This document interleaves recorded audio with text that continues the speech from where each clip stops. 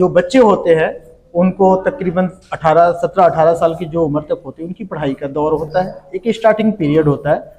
क्योंकि उस पीरियड में जो बच्चे होते हैं उनको ये नहीं पता है कि आगे उनका भविष्य क्या होगा, क्या बनेंगे। लेकिन एक दौर ऐसा भी आता है पढ़ाई के साथ साथ कि जब उनके ऊपर एक जिम्मेदारी आने लगती है, उनके पेरेंट्स उन पर विश्वास करते हैं कि मेरा बेटा फला लाइन में जाएगा, ये काम करेगा, इंजीनियर बनेगा, डॉक्टर बनेगा, स्पोर्ट्स का क्रेज है तो स्पोर्ट में भी जाएगा। तो इस तरीके के उधेड़ बुन के बाद से आप या हम या जिसके सामने ये वीडियो जा रही है उनसे आज के टाइम में हम PNN लाइव के माध्यम से पूछा जा रहा है कि आप ये क्यों बने। तो ऐसे में हमारे साथ आप देखेंगे रोहित ठाकुर सर हैं, जो कि खासकर अगर हम फरीदाबाद में बात करें इनके बारे में तो एक चर्चित चेहरा है। और एक यूथ जो कहते हैं ना, यूथ में इन्होंने एक अपना विजन बनाया कि हमें स्पोर्ट्स फील्ड में जाना है।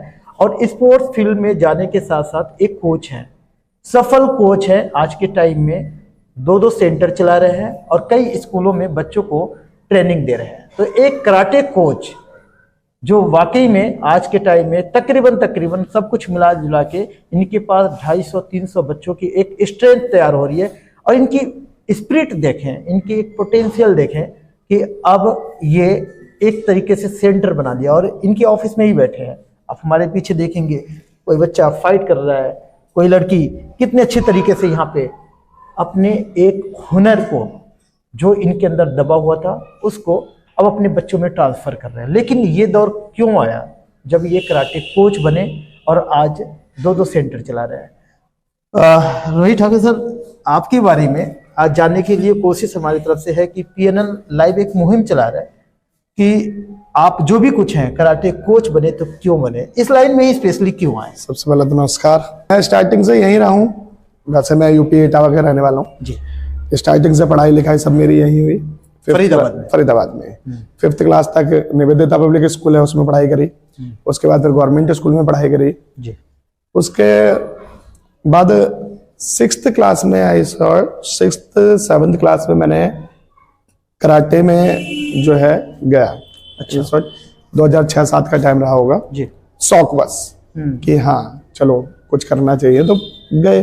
कोच अच्छे मिले, काफी अच्छे लेवल तक खेले भी, तो ये सब चीजें हमारे साथ रह रही।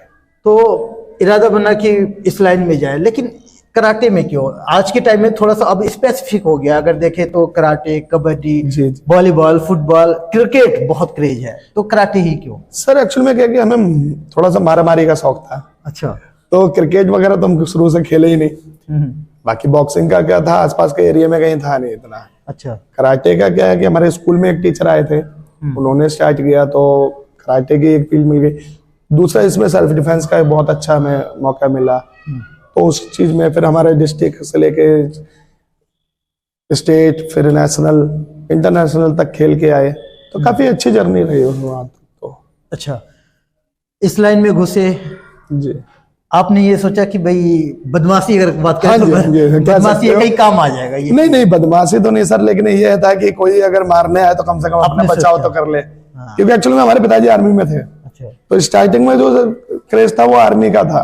अच्छा। वो कब आर्मी से निकल के कब स्पोर्ट्स में घुस गया हमें खुद नहीं पता पड़ा। अच्छा, आपको मतलब आइडिया नहीं लगा? नहीं सर, हमारा अगर जर्नी देखे जो तो आज मैं स्कूल में PTI टीचर हूँ, मार्शल आर्ट का टीचर हूँ। कई बच्चे कहते हैं सर, तो हमने कभी अपने पूरी लाइफ में नहीं सोचा था जब हम बच्चे थे कि हम भी कभी टीचर बनेंगे। तो वो सारी चीजें हो जाती है कि आदमी का कब कहाँ से क्या चीज निकल के उसका फ्यूचर बन जाए कोई नहीं कह सकता सर। इतना सीरियस कब हो गए? अगर आपने स्टार्टिंग कह रहे कि थोड़ा सा शौक था कि मारपीट या फिर उससे अपनी बचाव ही समझ ले, तो कब ऐसा मोड़ आया कि आप एक सीरियस बन गए और आपके अंदर ये ट्रांसफर हो गया? ये सर एक्चुअली में क्या था कि जब स्टार्ट किया था तो कराटे का इतना फ्यूचर नहीं था। उस टाइम में क्या था कि ना तो स्कूल से कोई सपोर्ट था, ना घर वालों का इतना सपोर्ट था। आज क्या है कि पेरेंट्स भी बहुत कोऑपरेटिव है। उस टाइम में क्या था, ना तो कोई वैकेंसी थी, ना ही गवर्नमेंट जॉब की सुविधा थी, ना ही गवर्नमेंट का कोई सपोर्ट था। तो हमें ये लगता था पेरेंट्स भी सपोर्टिव नहीं थे। तो मेन चीज क्या थी कि वहां से एक मन में हुआ कि यार ये तो बेकार है कुछ टाइम के लिए। फिर धीरे धीरे जब हुआ कि हम नहीं कर पाए, हमें किसी का सपोर्ट नहीं मिला, जो बच्चे कोऑपरेटिव हैं, जिन बच्चों को सपोर्ट है, कम से कम वो तो आगे बढ़े। तो फिर आगे चल के इतना सब कुछ जब बच्चों को मिल रहा है, अचीव कर रहे हैं, तो कहते ना खुद कुछ नहीं कर पाए तो वो इंसान बच्चों से उम्मीद लगा लेता है कि अगर मैं नहीं कर पाया तो मेरा बच्चा ये करके दिखाएगा। हाँ, थोड़ा सा सिचुएशन पहले कुछ ऐसे ही था। हाँ, कोई रास्ता तो दिखाने वाला कम ही होते थे, जहाँ चल दिए चली दो। बिल्कुल बिल्कुल। अब हम बात करें कि अगर इस लाइन में आप आए तो किस मुकाम तक आप गए और वहां से ड्रॉप बैक कर लिया आपने? सर मैंने एक नॉर्मली स्कूल से स्टार्ट किया था, जहाँ मैं खेलना शुरू किया। अपना जहाँ पढ़ाई करते थे उसी के पास में एक पार्क में एक्चुअली में हम लोग ट्रेनिंग करते थे। ट्रेनिंग करते थे, काफी अच्छे प्लेयर हैं, ऐसा हमारे कोच हमें कहते थे कि आप बड़े अच्छे प्लेयर हो। तो डिस्ट्रिक्ट लेवल से शुरू किया, सारी चीजें स्टेट लेवल तक गए, इंटरनेशनल तक हो गया। इंटरनेशनल में एक्चुअली में किस्मत अच्छी थी, जो दिल्ली पहाड़गंज में इंटरनेशनल थे, अभी मुझे याद है, तो उसमें सिल्वर मेडल था मेरा। फिर उसके बाद जब ब्लैक बेल्ट मेरा होना था तो थोड़ी सी फाइनेंशियल कंडीशन मेरी डगमगा गई। अच्छा। तो फाइनेंशियल है, पेरेंट्स का सपोर्ट नहीं मिला, पीछे से कोई सपोर्ट नहीं था, तो उसकी वजह से फिर ड्रॉप आउट करना पड़ा मुझे। कुछ हालात ऐसे थे, कुछ चीजें ऐसी होगी कि भाई अब कहते ना लास्ट तक कोशिश करने के बाद आदमी क्या कहता है, दैट्स इट। मतलब एक बर्डन तो आप झेलते झेलते वहां तक पहुंचे जी। लेकिन वहीं से बैक होना पड़ा, कुछ रीजन आ गए। वो कहते ना सर, बचपन से आप कह रहे हो कि जी मुझे ये करना है, मुझे ये करना है, मुझे ये करना है, फिर अचानक से आपका जो है लाइन चेंज कर दो आप। बचपन से, जैसे मैंने बताया, मेरे पिताजी आर्मी में थे, तो बचपन से ये लगता था कि हाँ आर्मी में जाएंगे, आर्मी में जाएंगे, आर्मी में जाएंगे। लेकिन जब मैंने अचानक से लाइन चेंज करी कि नहीं जी स्पोर्ट्स में कुछ करना है, स्पोर्ट्स में कुछ करके दिखाएंगे, तो वो शायद उसका तालमेल जो है वो सही तरीके से बना नहीं। क्योंकि उस टाइम में क्या है, गवर्नमेंट जॉब के लिए, आर्मी के लिए कराटे कैपेबल था नहीं उस समय में। थोड़ा सा मैं आपको वहीं रोकूं जहां आपको वापस आना पड़ा। हाँ जी। तो वो जो जिज्ञासा, उससे आगे क्या देखने की शौक था? ब्लैक बेल्ट की अगर हम बात कर रहे हैं, इंटरनेशनल तो आप खेल ही लिए थे, लेकिन उस मुकाम पे पहुंच के और क्या देखना चाह रहे थे? उस मुकाम पे पहुंच के सर बहुत सारी चीजें हो जाती है जो हमारी रह गई हैं। जैसे कि इंटरनेशनल एक होता है कि हाँ ओपन भी है, वैसे भी है, कॉमनवेल्थ तक जाना है, ओलंपिक तक जाना है। ये सारी चीजें जो है हर प्लेयर के अंदर होती है कि अगर मैं खेल रहा हूँ तो अपने देश के लिए खेलूं। मतलब आप अपने इंडिया में तो खेल ही रहे हो, इंडिया से बाहर निकल के जाए, ताकि आपको जो है दुनिया में अपना नाम बनाए, अपने देश का नाम बनाए, अपने पेरेंट्स का नाम बनाए। ऐसी कुछ जिज्ञासा जो रह गई मन में।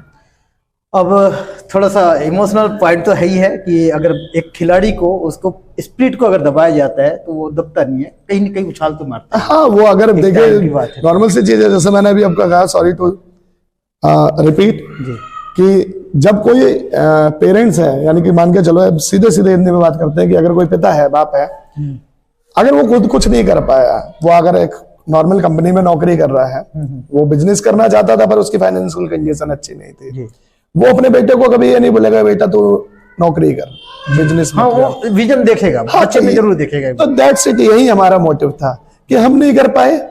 आपको ये जान के हैरानी होगी कि जब मैंने फर्स्ट क्लास शुरू की थी तो मेरी पहली क्लास की फीस थी 50 रुपए,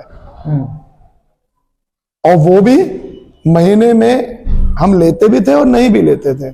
आज भी मेरे पास कई बच्चे ऐसे आते हैं जो फीस दे ही नहीं रहे, बट हाँ मेहनत तो करनी पड़ेगी जी। कैपेबल होना चाहिए बच्चा। अब किसी की फाइनेंशियल कंडीशन से कैपेबिलिटी तो नहीं रोकी जाती बच्चे की। बच्चा अगर कैपेबल है तो उसको आगे बढ़ाने के लिए आप और हम जरूर सपोर्ट करेंगे। तो यही कुछ जर्नी हमारी रही है।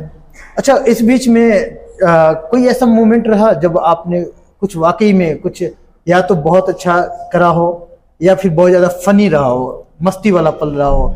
सर देखो, सफर किए अपने समय में तो सारे मस्ती वाले होते हैं। कुछ एक आध दो बता दो, हमारे दर्शक ये भी जाने कि भाई आप अगर कुछ बदमाशी टाइप में अगर सोचा था तो। बदमाशी में तो नहीं सर, एक मोमेंट मुझे याद है जी कि हम लोग फर्स्ट स्टेट थी मेरी अम्बाला, मुझे वो फाइट आज भी याद है।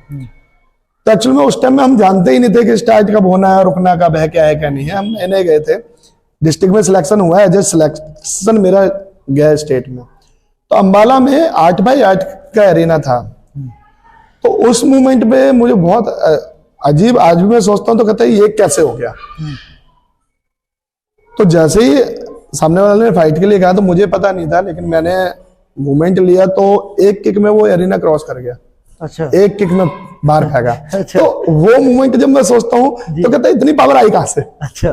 तो वो थोड़ा सा फनी लगता आपको है। ये विश्वास नहीं था? नहीं नहीं, ऐसे कैसे? फर्स्ट फाइट है सर, फर्स्ट फाइट में एक किक में कोई इंसान आपसे ज्यादा हैवी है, चाहे ज्यादा आपसे प्रोफेशनल है, आप उसको एक किक में एरिना से बाहर फेंक रहे हो, तो ये तो अपने आप में एक हो गया चमत्कार के यहाँ ऊपर वाली। कहीं अंदर फील कर लिए क्या बाहुबली कुछ अंदर क्या जग गई है? ये तो ये कुछ चीजें याद रह जाती है। बाकी काफी पुरानी बात है, क्योंकि एक्चुअली में क्या है कि मुझे ट्रेनिंग छोड़े हुए हो गया है 15 से 16 साल, मुझे फील्ड में हो गया 20 से 21 साल। अच्छा।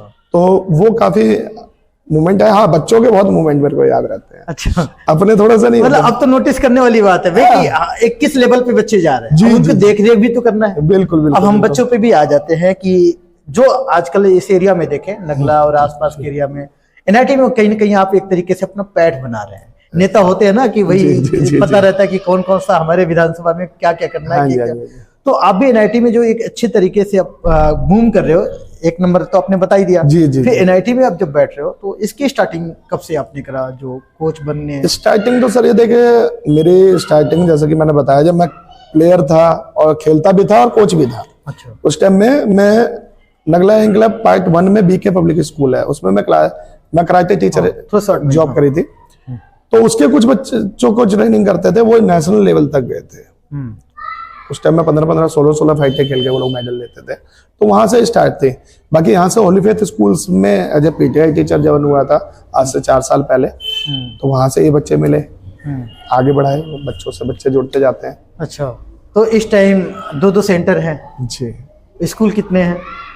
स्कूल सर इस बार अभी मेरे पास 3 स्कूल है। 3 स्कूल 2 सेंटर जी। टोटल बच्चे कितने हैं? ये तो खासकर ये कि आपके एक बिजनेस है, लेकिन मैं ये दिखाना चाहता हूँ कि भाई आज के टाइम में क्रेज है। देखा जाए तो बच्चे जो इस लाइन में आ रहे हैं, उनके पेरेंट्स ये सोचते कि बच्चा मेरा क्या करेगा। हाँ जी। तो उसको लगे कि भाई ऐसा नहीं है कि इस फील्ड में अपॉर्चुनिटी नहीं सर, इस समय जैसे कि मैंने बताया, जिस टाइम मैं सीखता था उस टाइम नहीं था।